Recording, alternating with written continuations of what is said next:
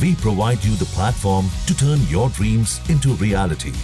Give wings to your aspirations with KR Mangalam University. America रूस और Ukraine के बीच शांति वार्ता की कोशिश कर रहा है। इस बीच अमेरिका के विदेश मंत्री मार्को रूबियो ने कहा है कि अगर रूस यूक्रेन युद्ध में रूस एक औपचारिक युद्ध विराम प्रस्ताव पेश नहीं करता है तो अमेरिका उस पर नए प्रतिबंध लगाने पर विचार कर सकता है। ये बयान उन्होंने अमेरिकी सीनेट के विदेशी मामलों की समिति के सामने दिया। रूबियो ने कहा कि हमें जानकारी मिली है कि रूस युद्ध विराम के लिए अपनी शर्तों को लिखित रूप में देने के लिए तैयारी कर रहा है, जिससे आगे की व्यापक वार्ता संभव हो सकेगी। हम उन शर्तों का इंतजार कर रहे हैं, तभी हमें पुतिन के इरादों को बेहतर ढंग से समझने में मदद मिलेगी।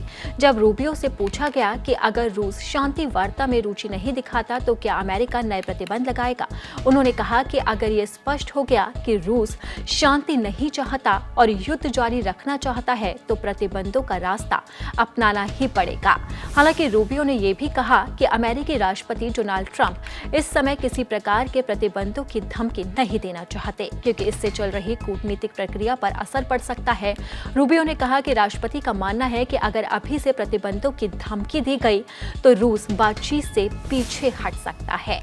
रूबियो ने यह भी कहा कि ट्रंप इस संघर्ष को खत्म करने के लिए पूरी तरह से प्रतिबद्ध हैं और दोनों पक्षों को शांतिपूर्ण समाधान की ओर ले जाने की क्षमता बनाए रखना चाहते हैं। उन्होंने कहा कि ट्रंप इस संघर्ष को खत्म करने को लेकर पूरी तरह से प्रतिबद्ध हैं और दोनों पक्षों को आगे ले जाने की वो पूरी तरह से कोशिश कर रहे हैं। इससे पहले सोमवार को राष्ट्रपति ट्रंप ने खुलासा किया कि उन्होंने रूसी राष्ट्रपति व्लादिमीर पुतिन से 2 घंटे लंबी फोन पर बातचीत की, जिसके बाद रूस और यूक्रेन तत्काल युद्ध विराम और शांति वार्ता शुरू करने पर सहमत हो गए। उन्होंने ये भी बताया कि नवनिर्वाचित पोप लियो के नेतृत्व में वेटिकन इन वार्ताओं की मेजबानी करने को तैयार है। ये पहले ऐसे समय में आई है जब इस्तांबुल में हालिया शांति वार्ता विफल हो गई थी। हालांकि दोनों देशों ने कैदियों की अदला बदली पर सहमति जताई है।